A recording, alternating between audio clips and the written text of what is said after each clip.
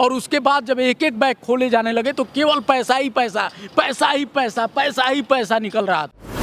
50 कर्मचारी पैसे की काउंटिंग कर रहे हैं, लेकिन अभी तक पैसे की काउंटिंग पूरी नहीं हो पाई है। कहा जा रहा है कि जो 46 बैग पहले रिकवर हुए थे उसमें ही 40 करोड़ रुपए मिल गए। और ये जो कांग्रेस के राज्यसभा सांसद हैं, इनको कारोबारी जो है शराब कारोबारी माना जाता है। 250 करोड़ की नकदी अब तक जब्त की जा चुकी है। 136 बैग अभी भी बचे हुए हैं जिसमें नोट भरे हुए हैं, जिनकी गिनती करनी अभी बाकी है। 3 सूटकेस भर के ज्वेलरी मिले हैं। इतना अथाह पैसा एक आदमी के जगहों से, उसके तमाम संस्थानों से रिकवर हुआ है। और ये हैं कौन? कांग्रेस के राज्यसभा सांसद हैं, धीरज प्रसाद साहू नाम है। भारत में पहली बार हुआ है कि इतना ज़्यादा पैसा जब्त किया गया है। क्या लग रहा है आपको, एक एक घर से जब इतने पैसे मिलेंगे, आम आदमी मरा जा रहा है और एक जगह से इतने पैसे आ रहे हैं? जी सर, ये तो हम लोगों के लिए बहुत दुर्भाग्य की बात है। आम जनता जो है भारत की, उसके लिए बहुत दुर्भाग्य की बात है कि एक पॉलिटिकल आदमी के पास 250 करोड़ रुपए मिल रहे हैं। 250 करोड़ तो अभी तक मिल चुके हैं। ये आंकड़ा 300 के पार जा सकता है।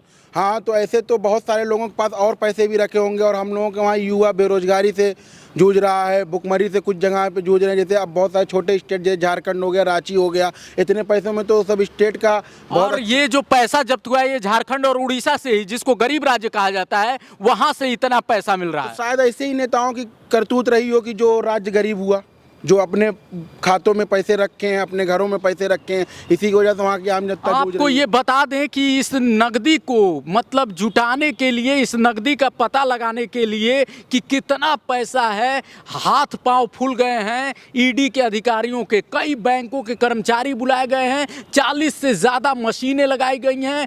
जितने बैग आ रहे हैं सब फुल हो जा रहे हैं नकदी रखते रखते, और बार बार बैग मंगाने पड़ रहे हैं। मतलब इतना पैसा। जी, अभी तक 157 बैग में पैसे भरे गए हैं। अभी भी 136 बैग अभी बाकी है। 136 बैग अभी बाकी है। बताइए, इतना बैग पैसा आदमी के पास अगर रहेगा तो ना आम जनता तो बहुत। अब सोचिए, इलेक्शन है, 2024 का चुनाव सामने है।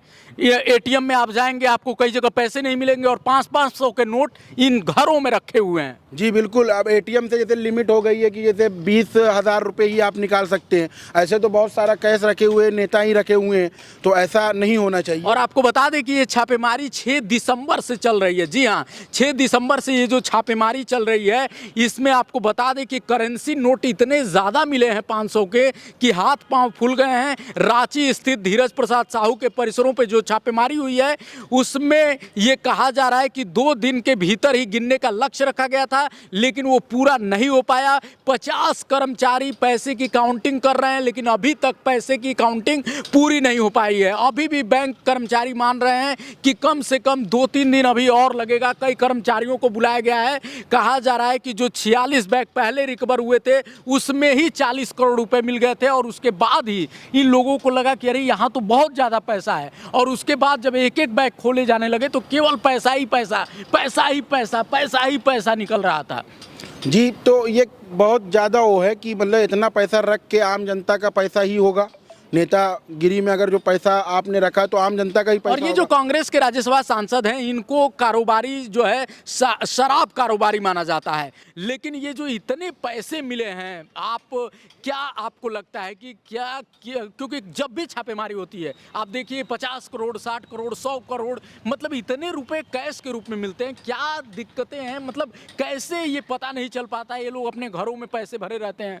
ये कहीं ना कहीं उनका एक दबदबा रहता है, नेता नगरी का दबदबा रहता है, जो आम जनता से वो लोग पैसा छीन के अपने जेब को भरते हैं। और कहीं ना कहीं ये भी देखा जा रहा है कि जैसे इंडिया की जीडीपी जो है वो बहुत ज़्यादा डाउन जा रही है। तो ऐसे ही कुछ नेता हैं, करप्ट नेता हैं, जो अपने घरों में पैसे रख के यहाँ की आम जनता को परेशान करते हैं। क्या इस तरह की जब चीज़ें आती हैं आम जनमानस में, जब ये बातें जाती हैं, आम आदमी जो एक एक पैसे के लिए बेचारा स्ट्रगल कर रहा है, जब वो देखता होगा कि एक एक नेता के घरों में इतने इतने पैसे भरे हुए हैं, उस पर क्या बीतती होगी? एक जो मजदूर है बेचारा, दिन रात मेहनत करके ईंटा गारा, 300 की दिहाड़ी भी उसको मिलना मुश्किल है। उस देश में एक एक नेता के पास इतना पैसा आ रहा है। क्या इस देश का कोई भविष्य बचा है कि नहीं? ये तो भविष्य डुबाने में यहाँ के नेता का ही हाथ लग रहा है कि जैसे वो इतना सारा पैसा अपने पास ही रख रहे हैं। आम जनता के लिए इस पैसे का इस्तेमाल करना चाहिए। आप जो कमा रहे हैं, आप अपनी संस्थान के द्वारा कमा रहे हैं या जिस वजह से कमा रहे हैं, तो आप अपने ऊपर भी खर्चा करिए और जनता के लिए भी पैसा खर्चा करिए। सरकार के स्तर पे क्या किया जाना चाहिए ताकि इस तरह की चीजें रुकें? सरकार को तो इस मामले में कड़ी से कड़ी कार्रवाई करनी चाहिए और इस पे बड़ी जांचें बैठानी चाहिए और इस मामले को दबना नहीं चाहिए। कुल मिला के ये मामला दबना नहीं चाहिए, बिल्कुल सही कहा, क्योंकि इस तरह के अनगिनत मामले आते हैं। जब भी छापेमारी आप देखेंगे, ईडी छापेमारी करती है, करोड़ों रुपए के नोटों की गड्डियां से ईडी लिख दिया जाता है, लेकिन वो ईडी हमारे तमाम देश के उन गरीब लोगों के चेहरों पे एक तरह से उनके चेहरों के सामने एक सिकन की तरह से है, एक इस देश पे धब्बे की तरह है कि एक एक घरों से इतने पैसे निकलते हैं और एक वो घर है जहां दिया तक जलाने के लिए पैसे नहीं है। तो क्या यही देश हम बनाना चाहते हैं? आप लोग किस तरह का देश देखना चाहते हैं? कमेंट में बताइए। मिलते हैं अगले वीडियो में। देखते रहिए लाइव न्यूज़ 24। नमस्कार।